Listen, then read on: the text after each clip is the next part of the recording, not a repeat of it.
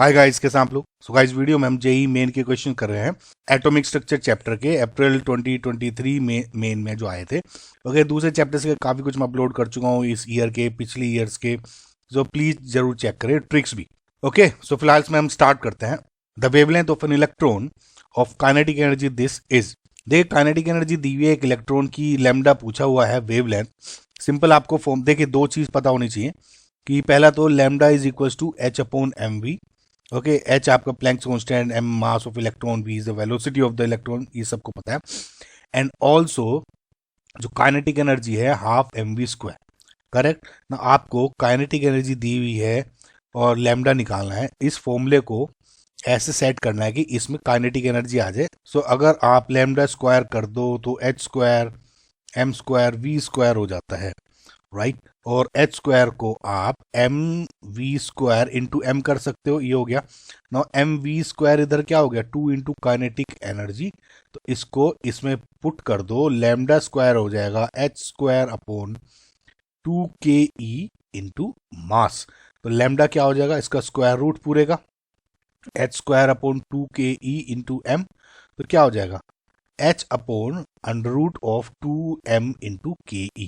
तो ये वैल्यू हो गई आपकी। बस आपको वैल्यूज रख दीजिए। एच की वैल्यू क्या हो जाएगी, 6.6 इंटू 10⁻34। नाउ गाइज, एच आपको दिया भी जा सकता है, नहीं भी दिया जा सकता, तो बेस्ड ऑन आपकी यूनिट्स आपको ये याद भी होनी चाहिए। डिवाइडेड बाई अंडर रूट में 2 इंटू मास ऑफ इलेक्ट्रॉन क्या होगा, 9 इंटू 10⁻31 kg। अगेन गाइज, ये भी आपको क्वेश्चन में दी हुई हो सकती है, नहीं भी दी हुई हो सकती, आपको ये याद होनी चाहिए। Okay, now again kinetic energy given है दिस, ये जरूरी नहीं है, करेक्ट। तो इस पूरे को आप जब कैलकुलेट करते हो तो आपका लगभग आ जाएगा 7.33 इंटू 10⁻⁻5 लैम्डा। अब आपको पूछा है 10⁻⁻5 में नियरेस्ट इंटीजर, तो ये हो गया, इसमें 7.33 का नियरेस्ट इंटीजर क्या हो गया, 7।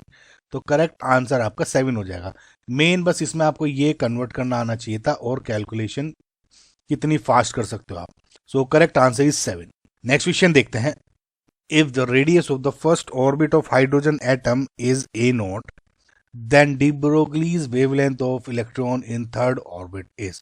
अब देखिए, इजी क्वेश्चन है। सबसे पहले तो आपको देखिए एक इसमें कंसेप्ट है कि जो एंगुलर मोमेंटम होता है आपका as per Bohr's model is quantised. ना, क्वांटाइज्ड का मतलब होता है कि ये फिक्स्ड है, कोई रैंडम नंबर नहीं होता। और इसका जो फॉर्मूला है एंगुलर मोमेंटम का, वो होता है एन एच अपॉन 2 पाई। नाउ एन एच अपॉन 2 पाई हो गया, एन यहाँ पे नंबर ऑफ शेल हो गया, कौन सा शेल।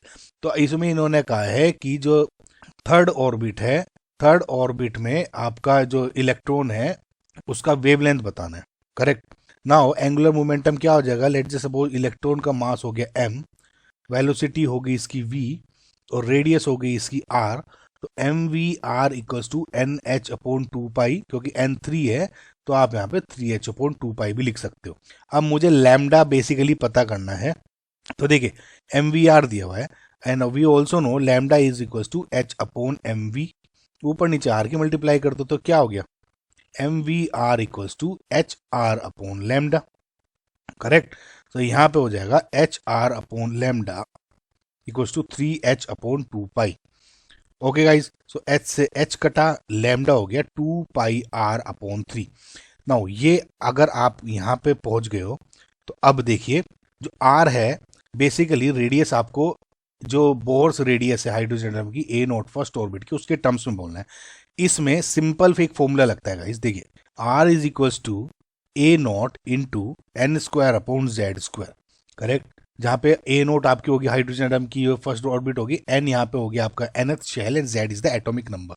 ओके, तो अगर आप यहाँ से आर को A naught N square upon Z square की बात कर रहे हैं, तो ए नोट एन क्या है थर्ड, 9 अपॉन जेड हाइड्रोजन है तो 1, यानी 9 a नॉट। तो आर हो गया 9 a नॉट, इसमें पुट कर दो तो क्या हो जाएगा, lambda is equal to 2 pi 9 a naught upon 3, यानी 3 2 6 pi a naught is your correct answer.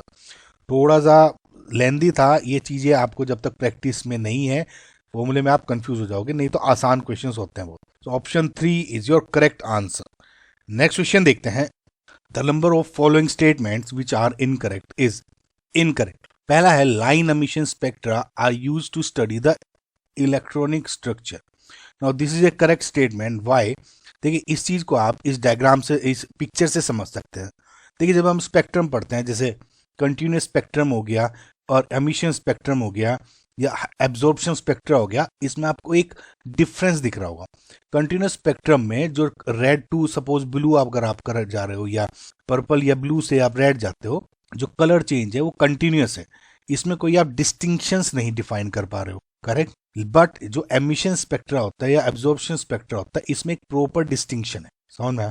जैसे अगर आप देखोगे पहले ब्लैक पैचेस है एमिशन स्पेक्ट्रा में, फिर आपका कलर है अगेन, और बेसिकली ये सब क्या होता है, वेवलेंथ किस वेवलेंथ पे एमिट हो रही है, ये सब डिफाइन होता है ना हो।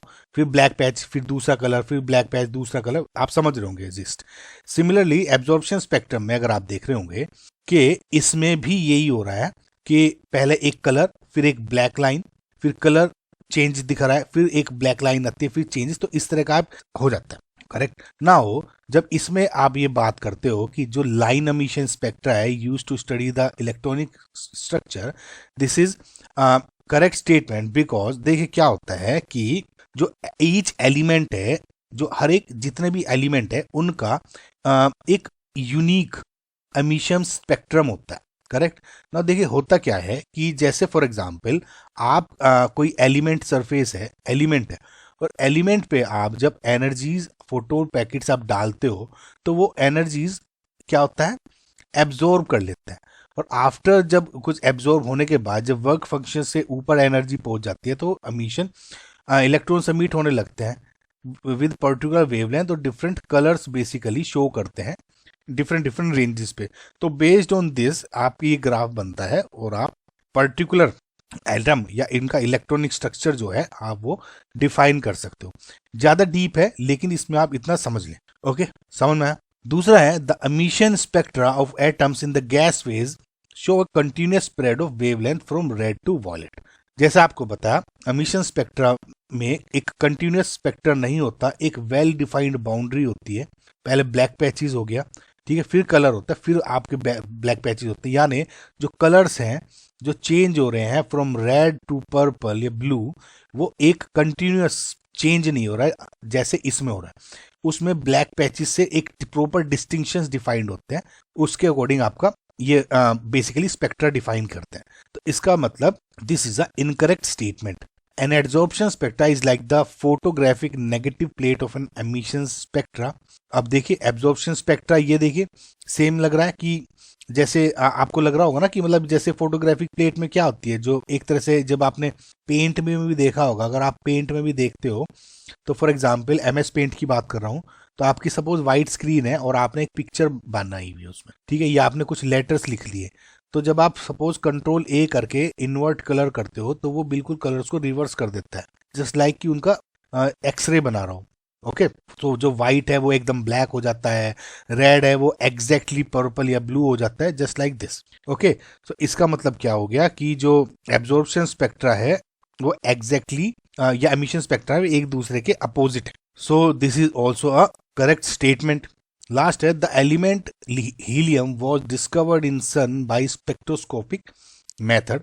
अब देखिए ये भी एक करेक्ट स्टेटमेंट है, थोड़ा सा वैसा नॉलेज वाला बेस्ड क्वेश्चन हो गया, लेकिन देखिए क्या है कि इन लेट 1800 में क्या हुआ था, जो साइंटिस्ट ऑब्जर्व दैट दी कि जो सन का या आपका जो सूरज होता है उसका जो स्पेक्ट्रम है कंटेन्ड अ येलो लाइन। अब देखिए क्या है कि एक जो सन आ रहा है हमें ये दिखता है कि वो सन एक येलो लाइन अमिट कर रहा है, और जो ये जब लाइन हो रही थी, अमिट हो रही थी, उसका जो एब्जॉर्प्शन जो स्पेक्ट्रा बना आपका, वो एक पर्टिकुलर एक लाइन क्रिएट कर रहा था कलर की, जो कि किसी भी एलिमेंट जो कि आपके अर्थ में प्रेजेंट थे उस टाइम पे उससे किसी से भी मैच नहीं कर रही थी, ओके। सो इवेंचुअली क्या हुआ कि जो वो लाइन है, वो ये एलिमेंट है, वो आइडेंटिफाई किया गया हीलियम। हीलियम इसलिए क्योंकि जो ग्रीक वर्ड होता है फॉर सन इज हीलियोस। तो कुल मिला के देखिए ज़्यादा हिस्ट्री वाली बात नहीं, इस तरह से डिफाइन किया गया था, तो ये करेक्ट स्टेटमेंट है ना, स्ट्रेट फॉरवर्ड है। तो मेन आपके जो ऊपर के 3 स्टेटमेंट्स है वो ज़्यादा इंपॉर्टेंट है समझने वाले। तो फिलहाल इनकरेक्ट पूछा हुआ था, तो ओनली 2 इज इनकरेक्ट, तो answer is 1। Okay guys, I hope आपको समझ में आया होगा। और ये जो चार्ट है, ये जरूर, ये जो पिक्चर्स है, इसको जरूर आप ध्यान में रख लीजिए, डायरेक्ट क्वेश्चन आ जाते हैं। ओके गाइज, नेक्स्ट क्वेश्चन देखते हैं। हेनरी मोजले studied characteristics of X-ray spectra of element. The graph which represents his observation correctly is, देखिए मोजले जो इक्वेशन है वो जो सबसे बेसिक इक्वेशन है वो ये है, under root of nu equals to A into Z minus B, जहाँ पे न्यू आपकी फ्रीक्वेंसी होती है, correct. Z is the atomic number of the element या एटम, और A and B are constants. Okay, तो इसके अकॉर्डिंग आप देखोगे तो न्यू है इज डायरेक्टली प्रोपोर्शनल टू आपका एटॉमिक नंबर। ओके, तो एटॉमिक नंबर से डायरेक्टली है, तो जेड और न्यू का पूछा हुआ है, तो एक स्ट्रेट लाइन होगी। तो अब इसमें देख लो आप, ये जेड है गाइस, है ना, तो कौन सा मैच कर रहा है? ऑप्शन नंबर 2 स्ट्रेट फॉरवर्ड था। ओके गाइज, ये जरूर याद रख लेना। नेक्स्ट क्वेश्चन देखते हैं। The number of atomic orbitals from the following having 5 radial nodes is. देखिए सबसे पहले तो इसमें आप देखिए कि जो आपके क्वांटम नंबर्स होते हैं वो जैसे N L M S type के पढ़ते हो। एन है आपका प्रिंसिपल क्वांटम नंबर, एल हो गया एजिमुथल क्वांटम नंबर, एम हो गया आपका मैग्नेटिक क्वांटम नंबर, और एस हो गया स्पिन ओनली क्वांटम, है ना, नंबर। तो इन सब के जैसे एन हो गया नंबर ऑफ सेल, जो नंबर ऑफ शेल्स पढ़ते हो आप, 1 2 3 वगैरह वगैरह। एल हो गया आपका, देखिए based on S P D F जो भी सब शेल है। सो सपोज एस है तो 0, पी है तो 1, डी है तो 2, एफ है तो 3। ओके, एंड एम की जो वैल्यू होती है वो वेरी करती है बेस्ड ऑन आपका जो सब शेल है एल, यानी -L2 + L। फॉर एग्जाम्पल अगर L आपका 0 है तो 0 हो गया, 1 है तो -1 0 + 1, अगर 2 है तो -2 -1 0 + 1 + 2, एंड सिमिलरली फॉर 3 हो जाएगा। जो S होता है उसकी वैल्यू हमेशा +½ या -½ होती है, इसके अलावा कुछ नहीं। ये तो बेसिक था जो मैं आपको बताना चाह रहा था। अब इसमें रेडियल नोड्स पूछी हुई हैं, तो नंबर ऑफ रेडियल नोड्स का फॉर्मूला क्या होता है? देखिए नंबर ऑफ रेडियल नोड्स का फॉर्मूला है n-l-1। अब इसको अगर आप देखोगे तो 7s के अकॉर्डिंग n क्या हो गया 7 डायरेक्ट, और s p d f 0 1 2 3 हो गया l की वैल्यूज, माइनस s है तो 0 -1 यानी 6। अगेन 7p देखोगे तो 7 माइनस p क्या हो गया 1 -1, ये हो गया 5। अगेन 6s तो 6 -0 -1, ओके, तो दिस इज अगेन 5। फिर हो गया आपका 8p यानी 8 -1 -1, this is 6। Last but not the least 8d यानी 8 -d का क्या हो गया 2 -1 = 5। सो अब पूछा है कि हैविंग 5 रेडियल नोड्स, नंबर पूछना है 1 2 एंड 3। तो ये सब आपका 1 2 एंड 3 हो गया 5 रेडियल नोड्स वाले, यानी 3 is your correct answer. Next question देखते हैं। Okay, so the electron in the nth orbit of lithium 2+ is excited to n+1 orbit using the radiation energy. जब एनर्जी मिली होगी उसे तो एक्साइट हो गया n to n+1 में, और जो एनर्जी मिली उसको ये वाली थी। The value of n is, Rydberg जो कांस्टेंट है वो दिया हुआ है। देखिए क्या होता है कि इसमें आप रिडबर्ग फॉर्मूला यूज कर सकते हो। रिडबर्ग फॉर्मूला होता है कि चेंज इन एनर्जी, ओके, या जो एनर्जी गिवन ये एब्जॉर्ब होती है कि व्हेन एन बेसिकली क्या होता है कि जब इलेक्ट्रॉन एक ऑर्बिट से दूसरे मूव करता है, चाहे एक्साइट करता है चाहे एनर्जी लूज करते अंदर आता है, तो डेल ई यूज करते हो आप, इंटू RH रिडबर्ग कांस्टेंट हो गया ये वाला, और 1/n initial square -1/nf² into Z²। Z important है, जो भी एटम होगा आपका, क्योंकि इसमें लिथियम की बात हो जाएगी, तो यहाँ पे Z = 3 हो जाएगा। ओके गाइज, समझ में आया इतना? तो नाउ n की वैल्यू पूछी हुई है तो सिंपल आपको देखिए वैल्यूज रखनी है।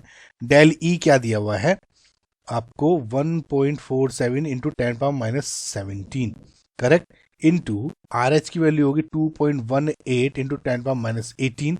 यूनिट्स जरूर देखते रह करें इन क्वेश्चंस में। नाउ NI क्या है 1/n² हो गया, NI n है, और NF है n+1 तो -n+1 का स्क्वायर, इंटू Z क्या है लिथियम है तो 3² इंटू ये हो गया 9। ओके गाइज, सो अब देखिए इस पूरे को, अब मैं इसको इधर ले आता हूँ इनको, तो 1/n² -1/n+1 का square = 1.47 into 10⁻17 divide by 2.18 into 10⁻18 into 9, correct. और ये जब आप पूरे इसको सोल्व करते हो वैल्यू आ जाएगी 0.750, रफली 0.750 हो जाती है, ठीक है। देखिए कायदे से तो ऐसे आ रही है 0.749, ठीक है, इसको एज्यूम कर लो 75, क्योंकि 0.75 की वैल्यू क्या होती है आपकी 3/4, तो इससे आपको यहाँ वैल्यू रखने में आसानी हो जाएगी। क्यों? बिकॉज अगर आप n की वैल्यू 1 रख लो तो 1/1 स्क्वायर माइनस 1/2 स्क्वायर यानी 1/1 माइनस 1/4 यानी 3/4। ओके, सो अगर ये मैच कर दिया इससे तो n की वैल्यू अगर आप 1 रख लेते हो तो लगभग आ गया आंसर। समझ में आएगा इस, तो n की वैल्यू क्या होगी यहाँ पे 1।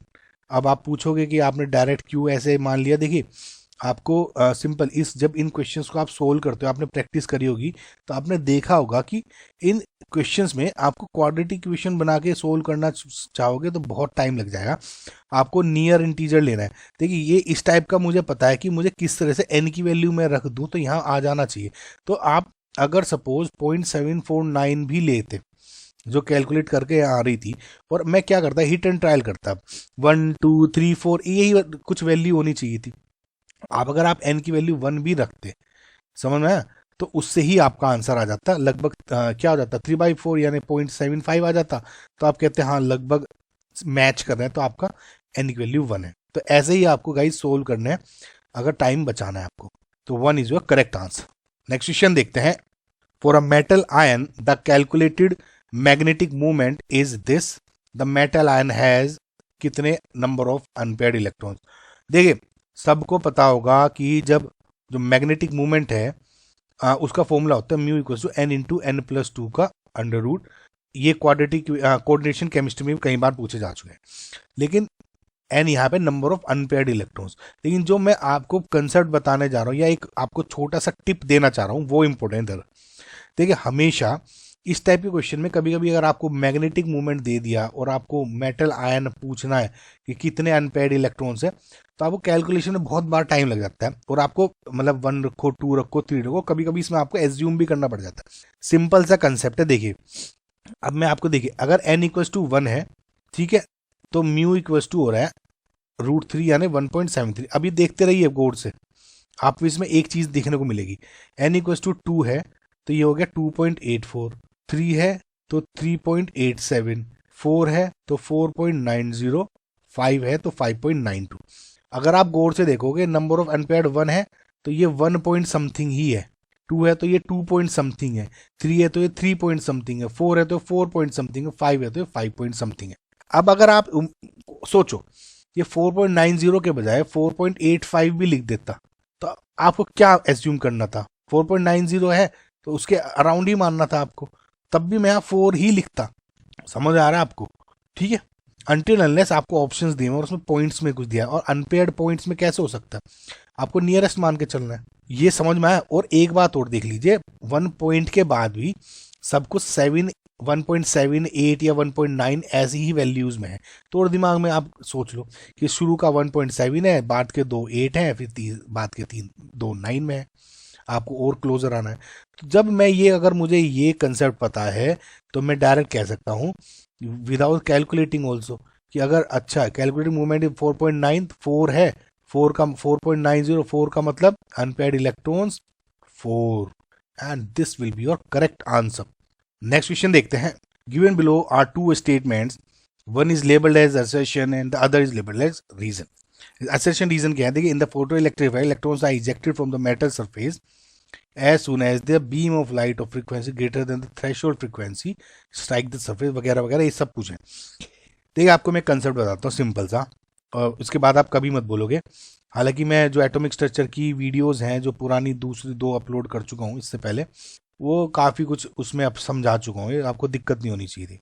देखिए फोटो इलेक्ट्रिफाइड में क्या है, सपोज एक मेटल सरफेस है एंड वी नो कि मेटल सरफेस में आपके इलेक्ट्रॉन्स हैं, ठीक है, इतना समझ में आया। अब एक समझो कि जब इस पे आपकी फोटोन्स गिरते हैं, फोटोन्स क्या है? एनर्जी पैकेट्स हैं, एनर्जी गिर रही है बेसिकली, है ना। लैम्डा आपकी इनकी होगी वेवलेंथ जो भी है।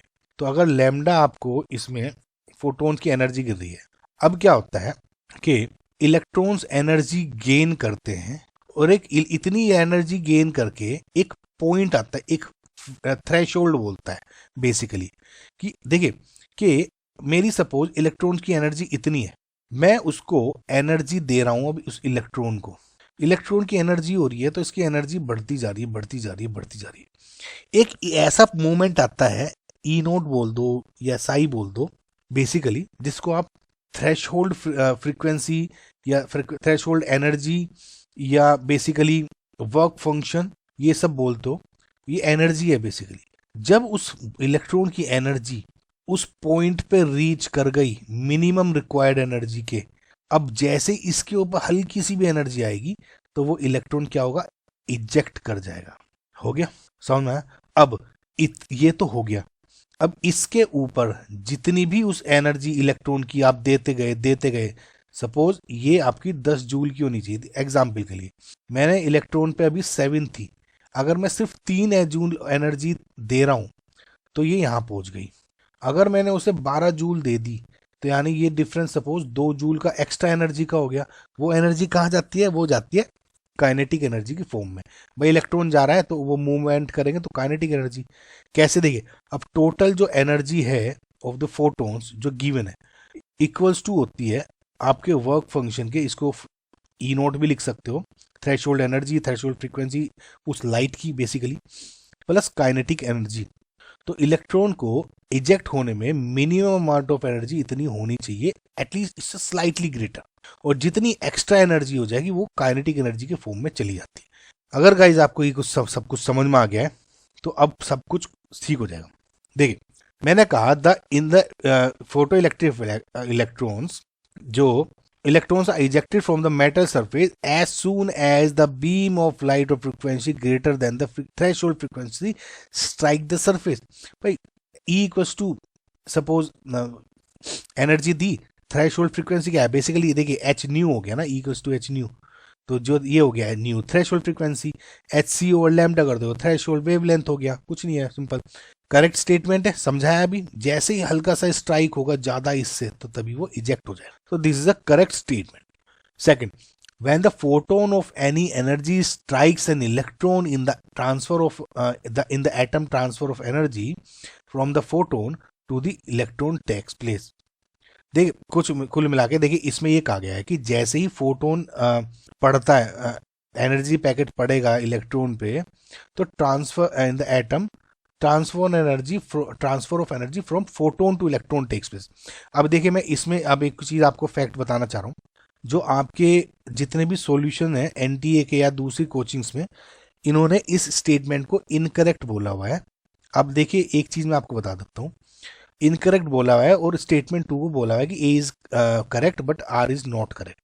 लेकिन देखिए जो उनके एक्सप्लेनेशन है उनमें सबने एक्सप्लेनेशन में यही समझाया है कि नहीं, कि इसमें फोटोन ऑफ एनी एनर्जी लिखा है, इसलिए वे समझ रहे हैं, जो मुझे लग रहा है, मैं आपको पूरा कंसेप्ट समझा रहा हूँ क्लियर, जो भी आपको समझना है फिर देखिएगा, कि जो भी एनर्जी होगी वो इजेक्ट करने के लिए, कि ये बेसिकली वे एक्सप्लेनेशन में क्या बोल रहे हैं कि कितनी भी एनर्जी हो इलेक्ट्रॉन की, जो फोटोन की है वो इलेक्ट्रॉन को इजेक्ट कर देगी, लेकिन इसलिए उसको इनकरेक्ट बोला हुआ है। और एक्सप्लेनेशन में क्या कहा है कि नहीं, मिनिमम तो वर्क फंक्शन होनी चाहिए, एनी एनर्जी नहीं कर सकती, भैया यहाँ एनर्जी लेवल है, ये नहीं कर सकता eject, we know that. But इस क्वेश्चन में बेसिकली गाइज अगर आप ध्यान से देखोगे तो उसमें ये कहा है कि कोई भी एनर्जी का स्ट्राइक फोटोन अटैक करे, एटलीस्ट एनर्जी का जो ट्रांसफर है from photon to electron takes place. Obviously guys photon तो टेक्स प्लेस, एनर्जी ट्रांसफर तो टेक्स प्लेस करता ही है ना। मैं ये मानता हूं कि वो इजेक्ट नहीं करेगा, लेकिन इस स्टेटमेंट में कहीं भी इजेक्शन की बात हो ही नहीं हुई है, एज अ स्टेटमेंट की बात कर रहा हूं मैं, ठीक है। रीजन तो ये इनकरेक्ट है ही, लेकिन स्टेटमेंट तो करेक्ट है। क्यों? जैसे सपोज यहाँ इलेक्ट्रॉन है, आप इसको फोटोन एनर्जी लेगा, इसकी जो इलेक्ट्रॉन है वो अपने हायर ऑर्बिट में चला जाएगा एनर्जी लेके, और दोगे तो और हायर ऑर्बिट में जा सकता है, समझ में आया। और देके जितनी एनर्जी वर्क फंक्शन में जाएगी उसके बाद में हायर ऑर्बिट जाके वो इजेक्ट हो जाएगा ऑर्बिट से। लेकिन भैया जब आप एनर्जी दे रहे हो, कितनी भी एनर्जी दे रहे हो, चाहे वो इजेक्ट हो ना हो, ट्रांसफर ऑफ एनर्जी तो टेक प्लेस हो ही रहा है ना। वो हायर लेवल पे जा रहा है। तो आप इस बात को कंसेप्ट लेके समझ के करें कि जो मैं आपको बता रहा हूँ, ठीक है। जैसे ही, हाँ ये तो मैं मानता हूँ कि भैया मिनिमम इतनी होनी चाहिए तभी इजेक्ट होगा, लेकिन ट्रांसफर ऑफ एनर्जी तो टेक प्लेस हो ही रहा है। तो इसका मतलब क्या हुआ कि ये स्टेटमेंट करेक्ट है बट रीजन गलत है ऊपर वाले का, यानी both A and R is R correct but R is not the correct explanation of it. देखिए मेरे अकॉर्डिंग जो करेक्ट आंसर होना चाहिए वो ऑप्शन 4 होना चाहिए, लेकिन जो उनके अकॉर्डिंग, जो कोचिंग से या एंटी अकॉर्डिंग, फिलहाल जो भी है, देखिए मैं आपको कंसेप्ट बताने आया हूँ, वो उन्होंने इसको बोला हुआ है, ठीक है। आप बस समझ ले कि जो मैं कंसेप्ट जो समझा चुका हूँ। आई होप गाइज आपको समझ में आएगा। नेक्स्ट क्वेश्चन देखते हैं।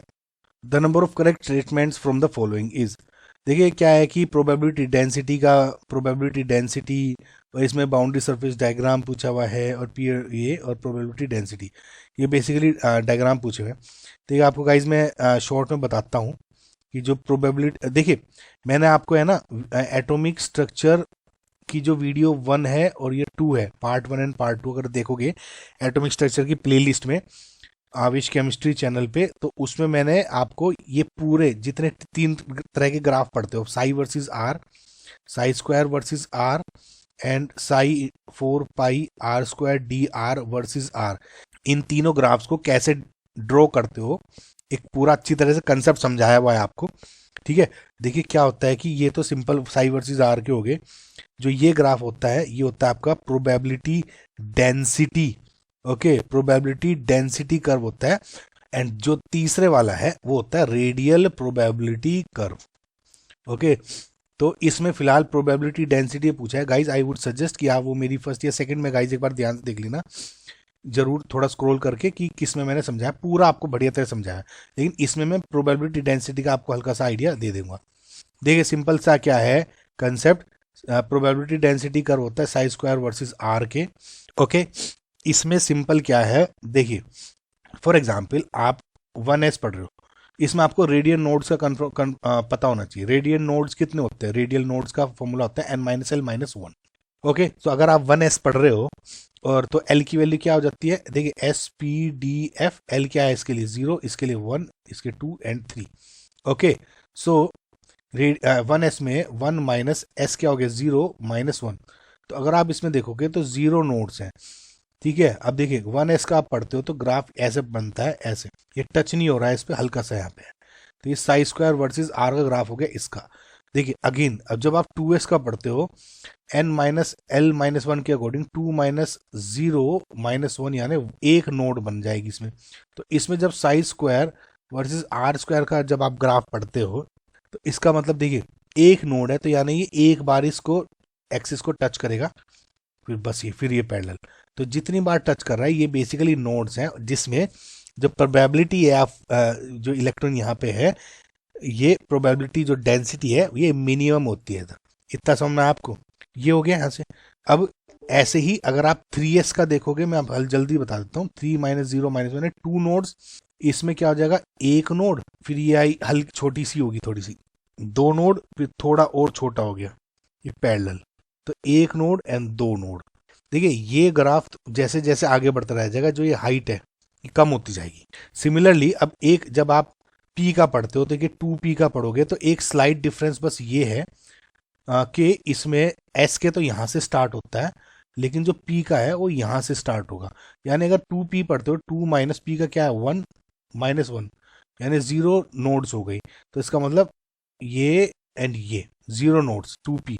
अगेन जब आप 3p का पढ़ते हो तो 3p में क्या हो जाएगा, 3 माइनस 1 यानी 1 नोड हो गई। तो इसके अकॉर्डिंग जब आप 3p का डेंसिटी का बनाओगे तो एक नोड हो गई, हाइट कम, बस ये समझ लो, and so on 3p 4p सबके इस तरह के बन जाएंगे। तो अब देखोगे अब इसमें for 1s orbital the probability density is maximum at the nucleus. अभी न्यूक्लियस क्या है, ये है, ये डिस्टेंस क्या है r है, न्यूक्लियस से कितनी कितनी दूर जा रहे हो, ये हो गया r। तो अगर आप देखोगे तो फॉर 1s प्रोबेबिलिटी डेंसिटी जो मैक्सिमम है, ओके, तो दिस इज करेक्ट। तो for 2s the probability density first increases to maximum and then decreases sharply to 0। 2s का मैंने अभी आपको बताया था, 2s के लिए क्या है नोड्स, ये 1, तो एक हो गया एक नोड एंड छोटा घटा, फिर बस ये तो ये कह रहा है 2s ऑर्बिटल के लिए द प्रोबेबिलिटी फर्स्ट इंक्रीज, नहीं, पहले फर्स्ट डिक्रीज होती है टू द मिनिमम और उसके बाद फिर इंक्रीज करती है, फिर डिक्रीज होती है, जो ये हो गया incorrect. Boundary surface diagram of the orbital encloses a region of 100% probability of finding the electron. देखिए ये स्ट्रेट फॉरवर्ड इनकरेक्ट स्टेटमेंट है। प्रोबेबिलिटी डेंसिटी कर्व ऐसे हो गए, सॉरी, बाउंड्री सरफेस डायग्राम जैसे आप 1s का पढ़ते हो, s ऑर्बिटल ये पढ़ते हो, ओके, p ऑर्बिटल आपके ये बन जाते हैं और ये आपके सपोज d पढ़ रहे हो, है ना, इस तरह के सब ये हो गया आपके सपोज बाउंड्री सरफेस डायग्राम। तो देखिए क्या होता है, इट इज़ नॉट पॉसिबल कि कोई एक ऐसा सरफेस डायग्राम, ये जो ब्लॉट्स बना रखे हैं आपने, कि कोई ऐसा बना दे जिसमें आप ये कंफर्म कह सकें कि इस पॉइंट पे या इस रीजन में तो इलेक्ट्रॉन 100% ही मिलेगा। इट इज़ नेवर पॉसिबल कि आपको ये ऐसी प्रोबेबिलिटी बता दो कि यहाँ पे 100% प्रोबेबिलिटी है, यानी शॉर्ट इस रीजन में इलेक्ट्रॉन मिलेगा। It is never. Okay, so this is incorrect statement. D है P and D have 1 and 2 angular nodes. देखिए एंगुलर नोड्स क्या होते हैं? एंगुलर नोड्स का मतलब होता है azimuthal quantum number. Azimuthal quantum number क्या हो गया? जो होता है आपका L की वैल्यू। ओके, सो अगर आप इसमें देखोगे SPDF 0 1 2 3, तो P क्या होता है 1 एंड D क्या होता है 2, तो कितने हो गए क्वांटम L की वैल्यू 1 एंड 2, यानी एंगुलर नोड्स कितने हो गए 1 and 2। This is correct statement. Probability density of P orbital is 0 at the nucleus. मैंने आपको क्या बताया, जो S होता है वो हमेशा चाहे 1s हो 2s हो 3s हो न्यूक्लियस से ही स्टार्ट होता है, और जो P ऑर्बिटल हमेशा न्यूक्लियस से ऐसे स्टार्ट होता है। तो हमेशा P ऑर्बिटल की तो हमेशा न्यूक्लियस पे 0 होगी, लेकिन S ऑर्बिटल की मैक्सिमम होगी और P की मिनिमम होगी। सो 0 होगी। This is also a correct statement. So I hope आपको गाइज ये समझ में आया होगा। जो करेक्ट आंसर हो गया 1 2 3, 3 इज योर करेक्ट आंसर, यानी number of correct statements. Okay guys, next question देखते हैं। Given below are 2 statements, assertion reason के टाइप के हैं। ठीक है, 5 electrons, F electrons can participate in bonding to a far greater extent than 4F electrons, and reason है 5F orbitals are not as bodied as 4 orbitals। देखिए बहुत straight forward question है। मतलब क्या है, देखिए जब भी आपका न्यूक्लियस है तो देखिए 4F एंड यहाँ पे हो गया 5F। देखिए जो nth शेल की, जो शेल की बात हो रही है, इसमें 4th शेल है, इसमें 5th शेल है, सब शेल दोनों के F एंड F है। क्या होता है कि जो न्यूक्लियस से जो ये F4F ऑर्बिटल है इज मोर टाइटली बाउंड होता है। ये जो न्यूक्लियस है, ये 4F ऑर्बिटल है, इस पे न्यूक्लियस का ज्यादा अट्रैक्शन फील होता है, अनलाइक 5F ऑर्बिटल। इसका थोड़ा जो अट्रैक्शन वो वीकर होता है when it we compare it with 4F orbitals. तो उससे क्या होता है, ये टाइटली बाउंड होने की वजह से जो इसके इलेक्ट्रॉन्स हैं are not very readily available कि बॉन्डिंग में पार्टिसिपेट कर सकें। लेकिन on the other hand 5F जो है इलेक्ट्रॉन्स हैं ऑर्बिटल में, इसमें क्या होता है, क्योंकि ज़्यादा टाइटली बाउंड नहीं है तो बहुत ओपन है, ये ज़्यादा डिफ्यूज्ड है, समझो खुला हुआ है। तो उससे क्या होता है, ये इलेक्ट्रॉन्स इजीली डोनेट या हो सकते हैं, गेन हो सकते हैं, पार्टिसिपेट कर सकते हैं, शेयरिंग हो सकती है और बॉन्ड्स बना सकते हैं। भैया इलेक्ट्रॉन्स खींच ही रखा है, ये कुछ पार्टिसिपेट नहीं कर सकते, ये थोड़े लूजली बाउंड से समझ है। तो ये टाइटली बाउंड है यानी बरीड हो रहा है एक तरह से, और ये डिफ्यूज है, ओपनली खुले हुए। इसका मतलब क्या हो गया कि जो असर्शन ए भी आपका करेक्ट है, रीजन स्टेटमेंट भी करेक्ट है, और ये इसका करेक्ट एक्सप्लेनेशन भी है। So option 1 is your correct answer. Next question देखते हैं। Values of work function for a few metal are given below. The number of metals which will show photoelectric effect when light of wavelength 400 nanometer falls on it is। देखिए जैसे मैंने आपको बताया था पिछले question भी, सपोज ये आपका कोई मेटल सरफेस है और ये इलेक्ट्रॉन्स है, इस पे जब फोटोन्स गिरते हैं, फोटोन्स क्या है, एनर्जी पैकेट्स जो कि कैरी करते हैं एनर्जी। तो अब क्या होता है, देखिए ये आपका कोई इलेक्ट्रॉन है ये, और इसको जब मैं एनर्जी देता हूं, तो अगर वे एनर्जी एक्वायर करके, ये जो मिनिमम रिक्वायर्ड एनर्जी है, थ्रेशोल्ड एनर्जी बोलते हो जिसको आप, या फिर इसको बोलते हो आप वर्क फंक्शन, बेसिकली ये एक मिनिमम अमाउंट ऑफ एनर्जी है जो कि रिक्वायर होती है कि अगर कोई इलेक्ट्रॉन इतनी गेन कर ले और उससे हल्की सी ज़्यादा होती है वो इलेक्ट्रॉन इजेक्ट हो सकता है, लेकिन उस इजेक्शन में मिनिमम अमाउंट ऑफ एनर्जी आपके वर्क फंक्शन की इक्वल होनी चाहिए। तो इससे क्या फॉर्मूला बन जाता है, जो भी total energy of photon given है, अगर वो इजेक्ट हो रहा है तो फाई या डब्ल्यू नॉट भी लिख सकते हो, ई नॉट लिख दो, कुछ भी, ये वर्क फंक्शन हो गया, प्लस जितनी एक्स्ट्रा एनर्जी दी जो इजेक्ट होने के बाद में, वो काइनेटिक एनर्जी जो इस इलेक्ट्रॉन की है उसमें यूटिलाइज हो जाती है। इसका मतलब इजेक्शन होने में, कि अगर ये पूछ रहा है कि फोटो इलेक्ट्रिक इफेक्ट होगा यानी लाइट शो करेगा इजेक्टेड इलेक्ट्रॉन, वो कैसे होगा कि जब इलेक्ट्रॉन इजेक्ट होगा। तो इलेक्ट्रॉन इजेक्ट कब होगा कि जो ये वर्क फंक्शन है, ये जो लाइट है ना 400 nanometre should be greater than जो वर्क फंक्शन है इनकी एनर्जी के। समझ में आया? ओके, ये सॉरी ये लैम्डा था, तो ये इससे जो आपका HCO और लैम्डा से एनर्जी निकलेगी ये शुड बी ग्रेटर देन इनसे। समझ में आया? तो अब इतना अगर आपको समझ में आ गया है तो मैं देखिए simple E equals to HC upon lambda, और H क्या हो गया 6.6 इंटू 10⁻⁻34, C हो गया आपका 3 इंटू 10⁻8 डिवाइडेड बाई लैम्डा क्या हो गया 400 नैनोमीटर इंटू 10⁻9। अब देखिए गाइस गौर से देखिए कि ये जो सब कुछ है आपकी, दिस इज इन जूल्स। समझ में आया?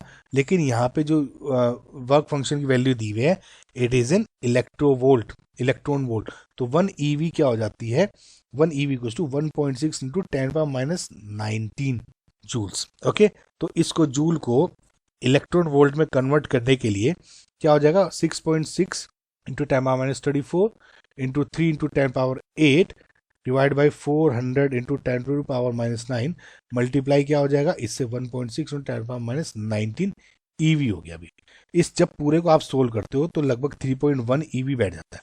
अब देखिए अगर मैं लिथियम की बात कर रहा हूँ, लिथियम के लिए 2.42 मिनिमम अमाउंट है, लेकिन मैंने एनर्जी दी 3 EV यानी इलेक्ट्रॉन की एनर्जी ऊपर है, तो यानी ये तो इजेक्ट हो जाएगा फोटो इलेक्ट्रॉन। इसका 2.3 है, 3.1 ये भी कम है तो ये भी इजेक्ट हो जाएगा। 2.25 है, 3.1 है, ये भी इजेक्ट हो जाएगा। ये 3.7 है, यानी जो मैंने यहाँ पे है वर्क फंक्शन की एनर्जी, लेकिन मैंने एनर्जी कितनी दी 3.1 की, यानी एनर्जी यहाँ पे नीचे है, कम है ना वर्क फंक्शन से, तो ये भी नहीं होगा। सिमिलरली ये भी नहीं, ये भी नहीं होगा। तो जो तीन है लिथियम सोडियम पोटेशियम वही आपके इजेक्ट हो सकते हैं। नंबर पूछा तो यानी 3। आई होप गाइज आपको क्वेश्चन समझ में आया। नेक्स्ट क्वेश्चन देखते हैं। The energy of an electron in the first Bohr orbit of hydrogen is this, it's energy in the third Bohr orbit is. देखिए सिंपल है, इसके लिए आपको जो बोहर ऑर्बिट वाला जो आपका एनर्जी का है फॉर्मूला वो लगा ली। ठीक है, दो चीज बताता हूँ, E equals to -13.6 into Z² upon N², अगर आपको इलेक्ट्रॉन वोल्ट में दी हुई है, या फिर इसको आप ऐसे भी लिख सकते हो कि -2.18 इंटू 10⁻⁻18 Z² अपॉन N², ये हो गया जूल्स में। तो ये दोनों आप जरूर याद रखना गाइस। तो EV में है तो ये, और जूल्स में दी हुई है तो ये। इसमें क्या है, एनर्जी जूल्स में दी हुई है, हम इसको यूज कर लेंगे। ओके, सो अगर हाइड्रोजन की बात हो रही है तो Z तो हो गया 1, है ना, तो इसको हटा दो। अब थर्ड ऑर्बिट की वजह देखिए E1 क्या हो जाएगा -2.18 इंटू 10⁻⁻18 N² यानी 1 1²। E3 थर्ड ऑर्बिट में क्या हो जाएगा -2.18 इंटू 10⁻⁻18 3² यानी 9। दोनों को डिवाइड कर दोगे अगर, क्या हो जाएगा, देखिए ये कट गया, तो E1 upon E3 is equals to 9। तो क्या हो गया कि it's energy in the third orbit is, तो E3 is equals to E1 upon 9 यानी 1/9 of its value. Option number 2 is your correct answer. I hope समझ में आया गाइस, ये बस फॉर्मूले याद रख लें और कुछ नहीं है। ठीक है, और वैसे भी अच्छा एक बात और ध्यान रखिए, इस पर्टिकुलर क्वेश्चन में इस 13.6 या इसकी कोई जरूरत नहीं थी ज़्यादा। सिंपल आपको ये पता होना चाहिए था Z² और N² के डायरेक्ट प्रोपोर्शन, तब भी हो जाता, लेकिन फिर भी गाइस पता होना चाहिए क्योंकि कुछ और क्वेश्चन में पूछा जा सकता है। तो फिलहाल option 2 is your correct answer. Next question देखते हैं। The orbital angular momentum of an electron in 3s orbital is this, the value of axis. देखिए सिंपल, बोर्ड्स ऑर्बिटल जो आपका एंगुलर मोमेंटम होता है, हमने क्या बताया था, इज क्वांटाइज्ड फिक्स्ड होता है and is given by NH/2 N is the number of shells, और अगर ये भी ना दिया हो तो L इंटू L+1 एन को रिप्लेस कर दिया तो H/2 ये फॉर्मूला होता है। 3s की बात कही है। अब देखिए 3s है तो इसमें कंफ्यूज मत होना आप, हमेशा याद रखो अगर nth ऑर्बिटल बोला है कुछ हो तब तो ये यूज कर लो। अगर शेल पूछा है, सब शेल दिया हुआ है तो हमेशा सब शेल को लेके चलना आप। s इक्वल्स टू 0 है, क्या बोला था SPDF, तो L की वैल्यू क्या होती है इन सब के लिए 0 1 2 3, S की वैल्यू 0 है तो ये पूरा क्या होगा 0 इंटू 0+1 यानी 0। तो अगर आप 0h/2 को कंपेयर करते हो इस XH/2 से तो क्या बन गया x equals to 0 and this is your correct answer. I hope आपको समझ में आया होगा। नेक्स्ट क्वेश्चन देखते हैं। Given below are two statements. देखिए स्टेटमेंट 1 है कि according to Bohr's model of hydrogen atom the angular momentum of an electron in a given stationary state is quantize. This is correct. मैंने बताया था कि देखिए बोर्ड एंगुलर मोमेंटम क्वांटाइज होता है, मतलब NH/2 से रिप्रेजेंट भी करते हैं, यानी MVR जो मोमेंटम है इक्वल्स टू NH/2। ना क्वांटाइज का मतलब क्या है यहाँ पे कि जो आपका मोमेंटम है वो बेसिकली डिस्क्रीट नहीं है, वो एक स्पेसिफिक है। मतलब कि अगर आपका इलेक्ट्रॉन मूव कर रहा है किसी एक मास है, इलेक्ट्रॉन का मास है, तो किसी एक मोमेंटम इसका नॉन है में, मतलब इस ऑर्बिट में इस, क्योंकि देखिए ऑर्बिट के अकॉर्डिंग बता रहा है ये, तो इस ऑर्बिट में इस इलेक्ट्रॉन का मोमेंटम ये होगा, दूसरे ऑर्बिट में यानी पोजीशन में इसका मोमेंटम ये होगा। तो इसके अकॉर्डिंग क्या है कि आप पोजीशन और मोमेंटम दोनों बता पा रहे हो और एक स्पेसिफिक चीज बता रहे हो। लेकिन क्या होता है according to Heisenberg uncertainty principle, it is impossible कि आप इलेक्ट्रॉन की एग्जैक्ट पोजीशन या किसी पार्टिकल की एग्जैक्ट पोजीशन और मोमेंटम एक साथ बता सके। It is absolutely impossible. Okay, so इसी वजह से क्या होता है जो हाइजेनबर्ग अनसर्टेनिटी प्रिंसिपल है वो वायलेट होता है बोर्स ऑर्बिट के अकॉर्डिंग। समझ में आया गाइस? सो हाइजेनबर्ग अनसर्टेनिटी के जैसे मैंने आपको बताया कि इट इज इम्पॉसिबल कि दोनों के दोनों मोमेंटम पोजीशन एक साथ बता पाए। मतलब अगर आप पोजीशन को एग्जैक्टली बता पाएंगे तो मोमेंटम बहुत कम बता पाएंगे, और अगर मोमेंटम आप ज़्यादा थोड़ा अच्छा सही तरह से बता पा रहे हैं कितना है तो पोजीशन उसकी वेल डिफाइंड नहीं बता पाएंगे। Okay, so this means statement 2 is correct also. So जो आपका ऑप्शन नंबर 4 है is correct. Statement 1 and statement 2 is correct. So I hope guys ये जो क्वेश्चंस हैं आपको समझ में आए होंगे। Thank you for watching. Please guys like करें, शेयर करें, सब्सक्राइब करें और कमेंट जरूर करें, इससे बहुत हेल्प मिलेगी। Thank you, bye.